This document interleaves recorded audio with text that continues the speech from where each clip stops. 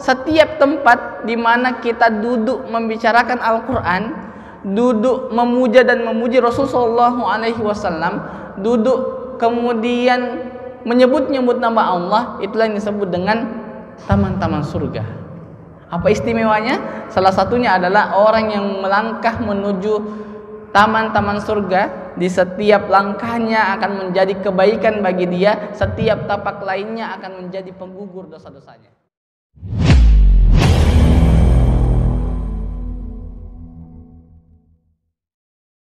Teman-teman sekalian,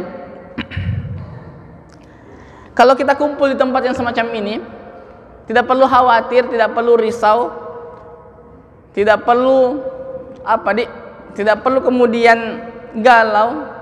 Tadi panitia WA saya, Ustadz, mohon maaf diundur 30 menit karena pesertanya sedikit. Pesertanya belum banyak yang datang. Ada satu hal yang kemudian kita nggak perlu risau, nggak perlu galau, nggak perlu takut, nggak perlu risih ketika kemudian kita mengadakan sebuah event kajian, lalu pesertanya sedikit atau nggak ada yang tergerak hatinya untuk bergerak. Karena kenapa? Rasulullah SAW menjaminkan surga bagi orang-orang yang menyeru kepada kebaikan, meskipun orang itu tidak tergerak untuk terbuat kebaikan. Masya Allah, tabarakallah rahman. Baik teman-teman sekalian, dan istimewanya bagi teman-teman kita, bagi kita semua yang hadir hari ini, istimewanya orang yang duduk di majelis seperti ini, Rasulullah SAW sebutkan duduknya kita di seperti ini seperti duduknya orang di taman-taman surga. Raudatun min riyadil jinan, taman di antara taman-taman surga. Satu ketika, teman-teman sekalian, ketika kumpul dengan sahabatnya, Rasulullah SAW bersabda di hadapan teman-temannya, bersabda di hadapan sahabatnya, "Idza martum," kata Rasulullah, "idza martum bi riyadil jannah farta'u." Kata Rasulullah, jika kalian melihat taman-taman surga, maka duduklah, mampirlah, bersimpuh di dalamnya. Jadi Rasulullah bilang begini, kalau kau dapat nanti ada taman-taman surga, kau lihat ada taman-taman surga, apapun yang kalian kerjakan, apapun kesibukannya korang datang, korang duduk begitu ya. Ibaratnya begitu mau bilang Rasulullah, toh. Tapi para sahabat pasti kaget, mendengar ini kaget, heran. Kenapa? Karena kalau surga itu, nikmatnya orang di surga itu kapan diterima? Kapan kita bisa rasakan berada di surga? Kapan? Apa? Kapan? Ya, betul, sudah wafat. Setelah wafat, pertimbangan kebaikan, kalau kebaikannya baik, lalu pertimbangan kebaikannya lebih berat, maka akan masuk surga. Maka syarat utama untuk masuk surga apa? Ya, mati, meninggal dulu. Kira-kira siapa yang mau berangkat duluan? Teman-teman sekalian yang insyaallah rahmatullah Allah Subhanahu wa taala, para sahabat kemudian kaget, heran, lalu bertanya kepada Rasulullah, "Ya Rasulullah, ma riyadil jannah? Aina riyadil jannah?" Apa itu taman-taman surga? Di mana itu taman-taman surga? Rasulullah SAW menjawab, halaqah zikir dalam Sahih Muslim, majelis zikir dalam Sahih Bukhari. Artinya apa? Teman-teman sekalian, artinya setiap perkumpulan, setiap circle, setiap tongkrongan, setiap tempat di mana kita duduk membicarakan Al-Quran, duduk memuja dan memuji Rasulullah SAW, duduk kemudian menyebut-nyebut nama Allah, itulah yang disebut dengan taman-taman surga. Apa istimewanya? Salah satunya adalah orang yang melangkah menuju taman-taman surga, di setiap langkahnya akan menjadi kebaikan bagi dia, setiap tapak lainnya akan menjadi penggugur dosa-dosanya. Bayangkan teman-teman, yang jauh, paling jauh di sana siapa ya? Yang jauh rumahnya? Ada yang jauh rumahnya sini? Datang?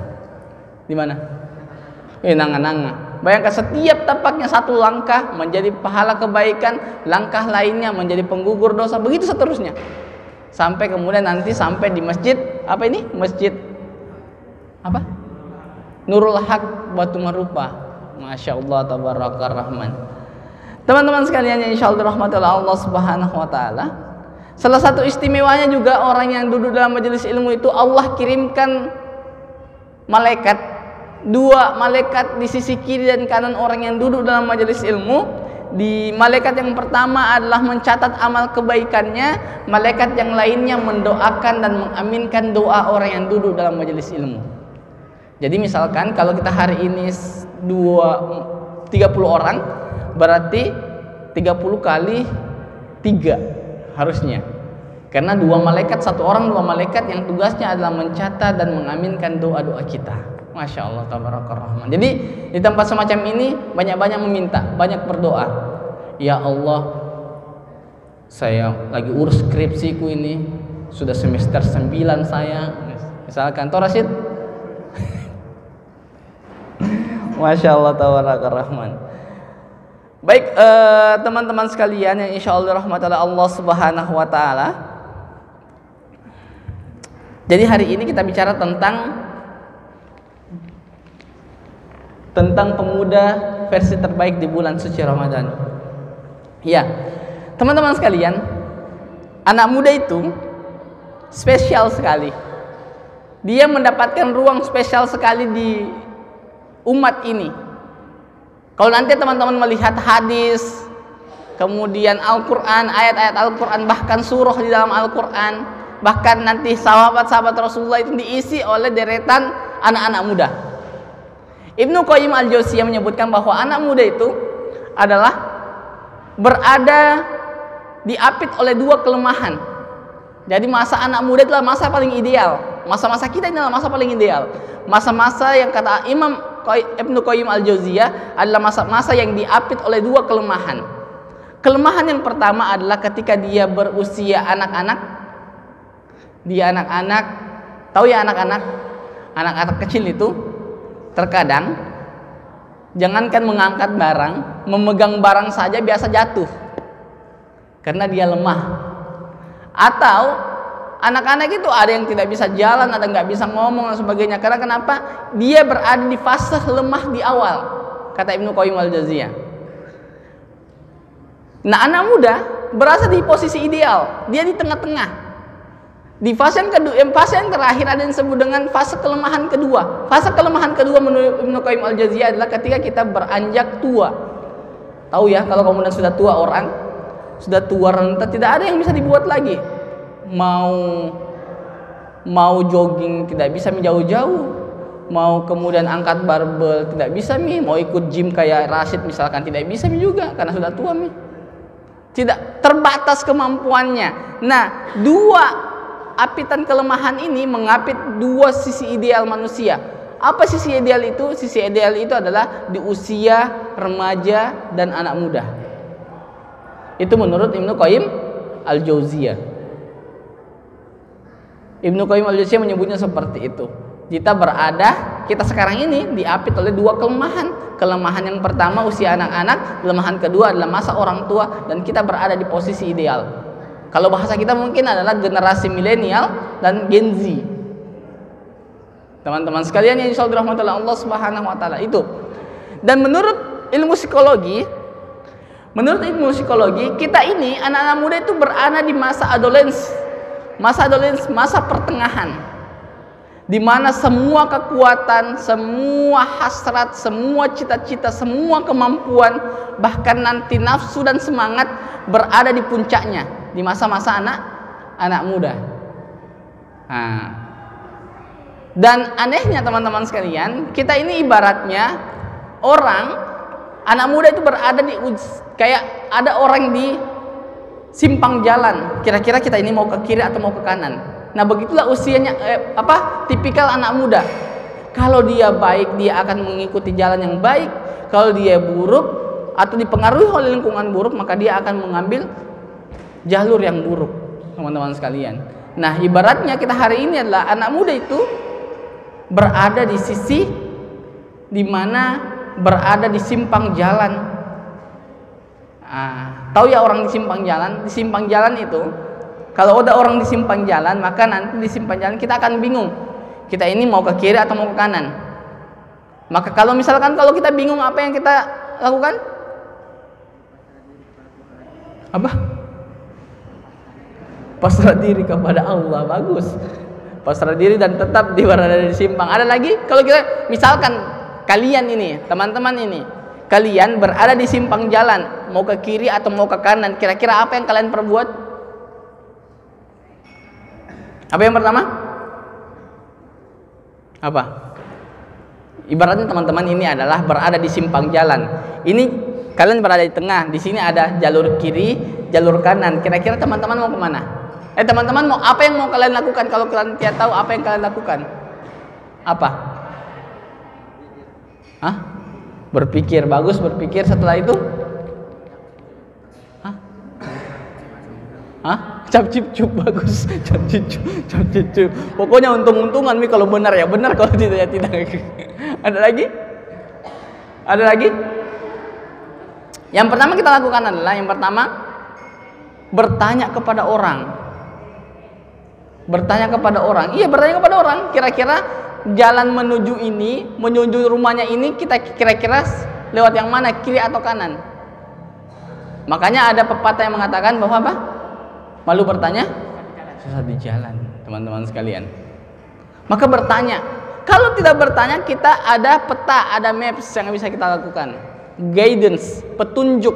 Nah, begitulah manusia. Kalau berada di simpang jalan, maka dua hal yang mungkin dilakukan. Anak muda begitu. Ada dua hal yang harus dilakukan. Pertama bertanya kepada orang. Ini nanti akan rumit teman-teman sekalian. Apakah teman-teman bertanya kepada orang yang menunjukkan jalan yang benar, atau teman-teman bertanya kepada orang yang menunjukkan jalan yang salah? Atau yang kedua, teman-teman adalah membuka maps, membuka peta dan ikuti peta itu. Apa maps kita? Syahrul Ramadan alladzi unzila fihi al-Qur'an hudal linnas wa bayyinatin minal huda wal furqan. Al-Qur'an ini teman-teman sekalian adalah hudal linnas. Kalau bahasa kita sekarang adalah maps. Petunjuk jalan, guidance. Petunjuk jalan menunjuki kehidupan kita. Nah, kalau bingung mau ke kiri atau ke kanan, maka lihatlah bagaimana Al-Qur'an menunjuki kita tentang hal itu. Itu teman-teman sekalian yang insya Allah rahmat oleh Allah Subhanahu wa taala berkenaan dengan anak muda. Nah, anak muda itu sebenarnya dalam setiap peradaban dia punya privilege sendiri. Tahu ya privilege itu apa? Privilege itu keistimewaan. Anak muda itu punya kedudukan tersendiri dimanapun peradabannya. Contoh misalkan, anak muda itu kalau ingin melihat bangsa itu baik atau tidak baik, maka dilihat dari kualitas anak mudanya. Melihat dari kualitas anak mudanya. Makanya dikatakan bahwa anak muda itu adalah tunas bangsa.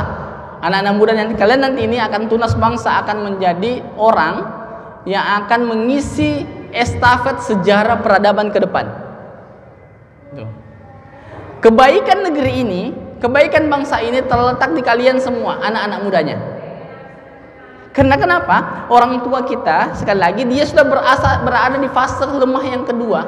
Setelah kemudian di fase lemah yang kedua, maka dia akan meninggalkan dunia ini, yang mengisi adalah anak-anak muda.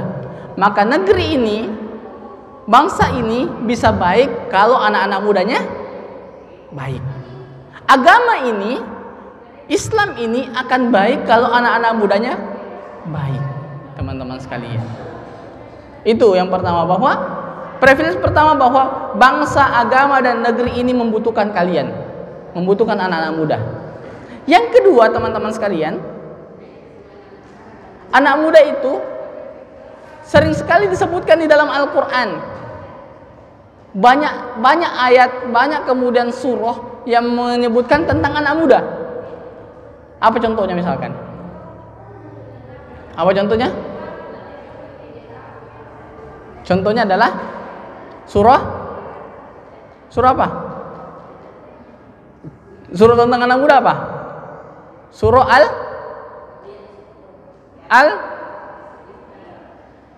Al-Kahfi. Surah Al-Kahfi. Surah Al-Kahfi ini adalah surah yang disunnahkan untuk dibaca setiap pekannya. Surah yang kemudian disunnahkan untuk dibaca di setiap pekannya. Kenapa, teman-teman sekalian? Kenapa kemudian kita disunnahkan untuk membaca setiap pekannya? Agar anak muda paham dan mengerti fungsinya, bahwa masa depan negeri ini, masa depan agama ini, masa depan Islam ini terletak di anak-anak mudanya. Di dalam sebuah ayat surah Al-Kahfi itu kan tentang apa? Tentang anak-anak muda. Anak-anak muda yang beriman, yang kemudian tidak ingin bermaksiat di hadapan Allah Subhanahu wa taala. Kisah Al-Kahfi ini dibuka dari sebuah ayat, A'udzubillahi minasyaitonir rajim, nahnu nakussu 'alaika naba'ahum bil haqq. Kata Allah, wahai Muhammad, kami menceritakan kisah kepadamu tentang sesuatu yang sebenar-benarnya. Innahum fityatun, mereka itu anak-anak muda. Amanu bi rabbihim, dia beriman kepada Rabbnya. Wazidnahum huda, dan dia mengikuti petunjuk Tuhannya. Jadi anak muda kalau mau dimention oleh Allah, ingin disebut-sebut oleh Allah, ingin dipuji-puji oleh Allah, ingin selalu dimention oleh Allah atau dimention oleh setiap muslim setiap pekannya, maka yang pertama adalah innahum fityatun, dia harus anak muda. Kemudian yang kedua adalah amanu bi rabbihim, dia beriman kepada Allah. Lalu kemudian yang ketiga adalah wazidnahum huda, dan dia mengikuti petunjuk-petunjuk Tuhannya. Nah, itu teman-teman. Yang pertama anak muda, yang kedua dia beriman, yang ketiga adalah mengikuti petunjuk Tuhannya. Apa petunjuk kita? Al-Qur'an Al-Karim. Masya Allah tabarakar rahman. Atau teman-teman membaca hadis. Sab'atun. Jadi kata Rasulullah SAW, sab'atun yuzilluhumullahu yawma la zilla illa zilluh. Kata Rasulullah, nanti di hari perhitungan, Yaumul Mahsyar, nanti tahu ya, Yaumul Mahsyar itu adalah tempat di mana manusia dikumpulkan, dari manusia pertama hingga manusia akhir dikumpulkan, lalu kemudian dihitung amal kebaikannya, dikumpulkan semua dengan kondisi yang sangat sibuk. Dalam kondisi seperti itu disebutkan bahwa ada anak menghindari orang tuanya, ada orang tua menghindari ibunya, menghindari orang tuanya.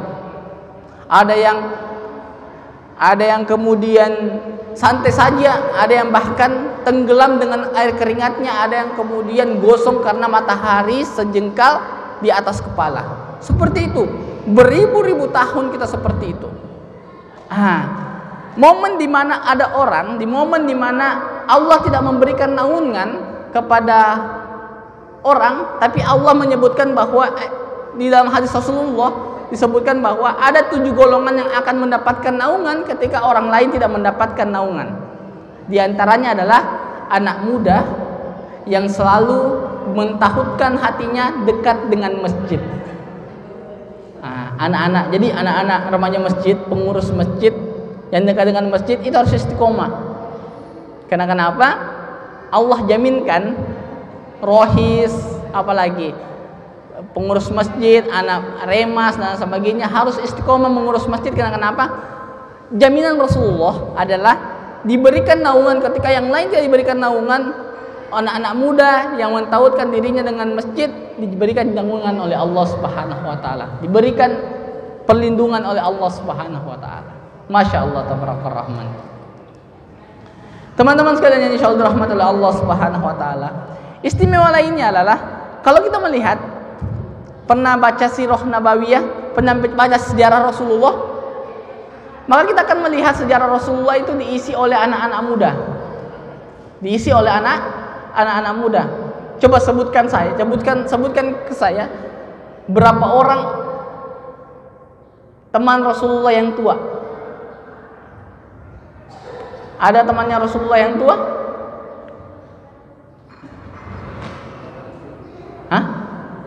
Ya benar, yang paling tua adalah Abu Bakar As-Siddiq. Itu pun di awal-awal usianya 34 tahun. Masih terbilang muda bagi kita. Tapi itu sudah dihitung tua.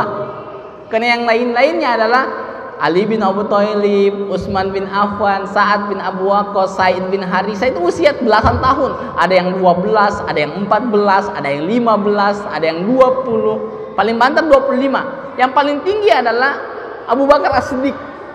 Usia 30 tahunan. Itu pun kalau kita masih terbilang muda.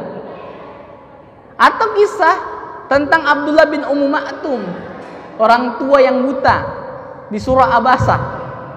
Nah, itu mungkin golongan sahabat yang paling tua yang dikisahkan. Tapi di antara lainnya adalah teman-teman terdekatnya, circle terdekat Rasulullah itu adalah anak-anak muda. Maka berbanggalah teman-teman sekalian menjadi anak-anak muda, karena sahabat-sahabat Rasulullah adalah kebanyakan anak-anak muda. Masya Allah tabarakallah rahman. Maka bangga diri menjadi anak muda. Pertama, kita adalah aset penting bagi bangsa, negara dan agama ini. Kemudian kedua, anak muda itu selalu dimention oleh Al-Quran dan hadis. Ada keistimewaannya di Al-Quran dan hadis. Yang ketiga adalah sahabat-sahabat Rasulullah dalam membangun peradaban Islam ditemani oleh tongkrongan dan circle anak muda. Teman-teman sekalian yang insya Allah rahmatullah Allah subhanahu wa ta'ala.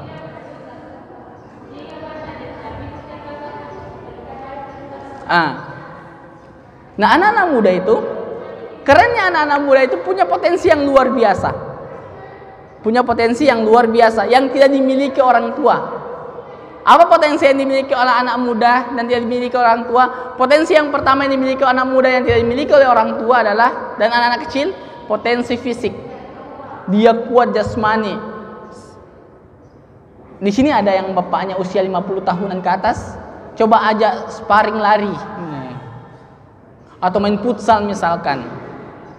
Kira-kira sampai berapa putaran, sampai berapa menit dia bisa karena tidak mudah lagi. Kalau bahasanya anak-anak Kendari mungkin tua miramang gitu he. Nah, anak-anak muda dikasih kekuatan fisik, dikasih bekal potensi fisik yang luar biasa oleh Allah Subhanahu wa taala. Nah, sebelum fisik ini diambil kembali oleh Allah, sebelum kemudian kekuatan fisik yang dititipkan kita oleh Allah ini diambil, maka gunakanlah sebaik-baiknya untuk beribadah dan mendekatkan diri kepada Allah. Karena mau tidak mau, suka tidak suka, kita nanti akan tua, akan kemudian sama dengan ayah kita, sama dengan orang tua kita, dan potensi fisik kita sedikit demi sedikit akan berkurang. Masya Allah tabarakallah rahman. Saya di usia kayak teman-teman itu lagi lincah-lincahnya. Nah, masuk usia 30 tahunan, menjelang 40 tahunan, capek.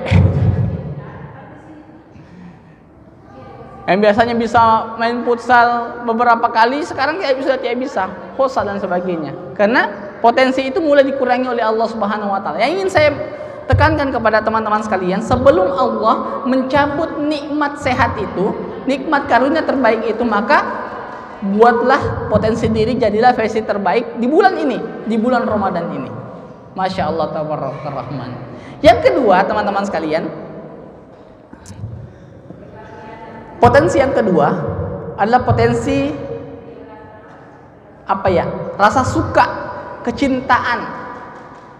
Potensi kecintaan yang diberikan oleh Allah Subhanahu wa taala kepada anak muda. Nah, potensi cinta ini hanya ada di anak-anak muda. Makanya teman-teman sekalian, kalau ada di antara kalian yang laki-laki suka kepada perempuan, perempuan suka kepada laki-laki, mulai timbul di usia-usia muda seperti ini, itu sesuatu yang wajar. Hal yang wajar. Yang tidak boleh itu kalau ada laki-laki suka kepada laki-laki, perempuan suka sama perempuan. Nah, itu tidak wajar itu. Tapi kalau masih laki-laki suka sama laki-laki, perempuan suka sama perempuan, itu wajar. Al-Quran pun menjelaskan hal itu. Zuyyina linnas hubbus syahawat minan nisa. Sebelum menyebutkan kecintaan kepada hal lain, harta, apalagi tanah, pepohonan, pertanian dan sebagainya, Allah menyebutkan kecintaan seseorang lelaki kepada perempuan, perempuan kepada laki-laki. Itu wajar. wajar orang, misalkan toh, kalian apa usia SMA? Ya SMA. Pernah kalian datang sekolah? Kalau si dia datang sekolah, semangat sekolahnya kurang gitu ya. Lebih semangat kurang datang sekolah kalau datang dia gitu ya. Bahasa kerennya mungkin yang kurang odo-odo begitu ya. Pernah ada seperti itu? Atau merasa kalau dia tidak datang sekolah kayak ada yang kurang. Kalau tiba-tiba ketemu dia di jalan, kayak orang mau menyanyi lagu India begitu. Rasa suka, rasa senang kepada lawan jenis itu wajar. Yang tidak boleh adalah ketika kemudian perasaan ini yang dititipkan oleh Allah Subhanahu wa taala kembali lagi kita bawa kepada jalur yang tidak benar. Nanti akan diskusi tentang hal itu insyaallah. Nah, momen orang cinta itu mengharuskan kita atau meniscayakan seseorang berkorban apapun terhadap yang dia cintai. Betul enggak? Kalau kita suka sama seseorang, maka apapun yang dia inginkan oleh seseorang itu, maka kita pasti akan turuti. Padahal kita ini belum ada ikatan, masih sekedar PDKT begitu ya. Tapi apa yang kita cari tahu apa yang dia inginkan, kita cari tanggal lahirnya, kita cari zodiaknya, kita cari apa yang makanan favoritnya, minuman favoritnya. Ku cari tahu tentangmu, tanggal dan tahun lahirmu. Begitu teman-teman sekalian. Jadi kalau kita suka kepada seseorang itu meniscayakan kita berkorban sesuatu. Atau teman-teman pernah enggak kalian itu hobi main game, tau ya? Di sini pasti suka main game toh. Kalau ada saat war main game dan sebagainya. Tapi kalau dia yang chat teman-teman, ditinggalkan gamenya. Pokoknya bagaimanapun secepat apapun dia balas. Kita balas chatnya. Pernah begitu? Atau pernah HP kita lowbat, kita sambil cas. Pokoknya jangan sampai lobatin HP supaya bisa tetap balas chat dengan dia. Ada seperti itu? Atau bahkan ada yang sampai sleepy call. Sleep call. Nggak usah kita matikan ini video call sama dengar nafas tak tidur, asik. Teman-teman sekalian, sekali lagi bahwa ketika kita cinta, suka kepada sesuatu, maka kita akan meniscayakan kita untuk berkorban apapun terhadap orang yang kita suka, kepada sesuatu yang kita suka. Dia mau minta apa, meskipun kita tidak mampu untuk itu, kita lakukan karena untuk orang yang kita suka. Keras teman-teman sekalian, karena cinta itu mengubah segalanya. Jadi cinta itu adalah sesuatu yang memang susah untuk kita terawang. Cinta itu adalah masih bingung kita, apakah cinta yang membuat cantik atau justru cantik yang membuat cinta. Ada orang, bagi orang lain tidak cantik, tapi karena kita cinta dengan dia terlihat cantik. Atau ada orang yang kemudian cantik lalu kemudian kita cintai. Makanya orang bingung apakah cantik yang membuat cinta atau justru cinta yang membuat cantik. Makanya ada syair yang mengatakan bukan titik yang membuat tinta, tapi tintalah yang membuat titik. Bukan cantik yang membuat cinta, tapi cintalah yang membuat cantik. Ini kalau dipotong lalu dibuat di TikTok pakai jedak-jeduk FYP. Teman-teman sekalian. Itu teman-teman sekalian. Jadi kecintaan itu meniscayakan kita untuk melakukan apapun yang kita inginkan untuk orang yang kita suka, orang yang kita sayangi, orang yang kita cintai. Kalau bahasanya anak muda, gunung kudaki, lautan kuseberangi, masjid kulewati. Nah, coba bayangkan teman-teman, kualitas cinta kita ini yang begitu luar biasa, yang hanya ada di anak muda, kita arahkan kepada kecintaan kepada sesuatu yang lain. Kecintaan kepada Allah, kecintaan kepada Rasulnya, kecintaan kepada Islam. Maka apapun yang diminta oleh Allah, apapun yang diminta oleh Islam, apapun yang diminta oleh Rasul kita, maka kita pasti akan berani berkorban untuk itu. Antum lihat sahabat deh, sahabat-sahabat Rasulullah. Kalau teman-teman baca sahabat Rasulullah, ada yang ditelanjang dada, diikat tangannya sambil diseret di padang pasir, ada yang diangkatkan batu, ditumbuhkan di dadanya sampai keluar darahnya, tapi tidak keluar dari Islam. Ada yang mohon maaf dibakar hidup-hidup sampai kemudian diceritakan dalam kisahnya bahwa cairan tubuhnya yang keluar, sel darah putih dalam tubuhnya itu mematikan bara api yang membakarnya. Bisa bayangkan itu? Atau teman-teman pernah baca kisahnya keluarga Yasir, Ammar bin Yasir? Tahu ya? Bapaknya, mamanya dibunuh di hadapannya supaya keluar dari Islam. Bahkan mohon maaf kalau teman-teman baca sirahnya, ibunya itu ditombak, mohon maaf ditombak, dari kemaluan tembus ke mulutnya di hadapan anaknya Ammar. Tapi apakah Ammar kemudian keluar dari Islam? Tidak. Dia memilih untuk kemudian tetap Islam. Karena kenapa? Karena cinta.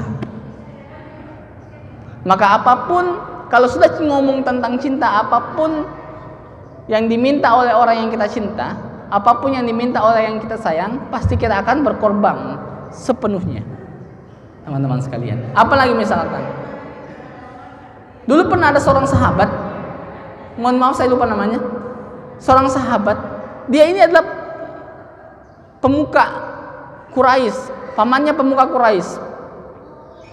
Maka ketika dia kemudian ditahu masuk Islam, pamannya bilang begini, pamannya masih kafir Quraisy, bilang begini, bahwa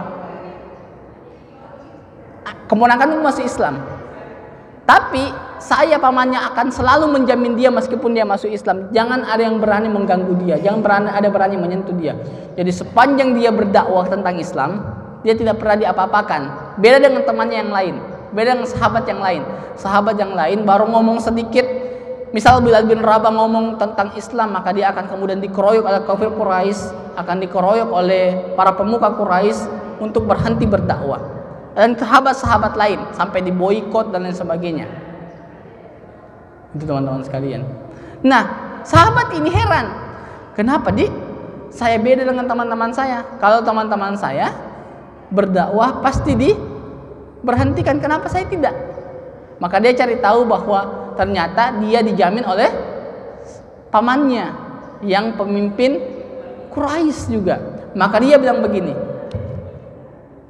mulai hari ini saya melepaskan jaminan yang dibuat oleh paman saya. Maka ketika saya berdakwah, saya tidak ada lagi sangkut pautnya dengan paman saya. Besoknya ketika kemudian kafir Quraisy berkumpul, dia datang dan mendakwai kafir Quraisy untuk masuk Islam, mengatakan semua sesembahan selain Allah adalah togut dan sebagainya. Maka dia dipukuli apa? Dipukuli sampai kemudian bengkak mata kirinya, nggak bisa melihat mata kirinya. Lalu kemudian pamannya datang, lalu dia bilang begini, wahai anakku, seandainya engkau tidak melepaskan jaminan yang kuberikan, maka niscaya mata kirimu tidak akan seperti ini. Apa dia bilang keponakannya? Wahai pamanku tercinta, sesungguhnya mata kananku ini iri dengan mata kiriku. Karena kenapa tidak diperlakukan seperti mata kiriku? Karena membela agama Allah. Sekali lagi, kalau kita cinta kepada sesuatu, maka meniscayakan kita berkorban banyak, berkorban apapun terhadap yang kita cinta, kepada yang kita suka. Seperti teman-teman sekalian. Teman-teman sekalian yang insyaallah dirahmati Allah Subhanahu wa taala. Sebelum kita masuk kepada diskusi tentang anak-anak muslim, anak-anak muda, maka di Ramadan ini adalah momen terbaik untuk kita menjadi pribadi yang lebih baik. Karena kenapa? 30 hari itu adalah waktu yang tepat untuk mengisi untuk menjadi pribadi yang lebih baik. Kalau teman-teman membaca buku How to Master Your Habits, kebiasaan baru itu muncul di 30 hari.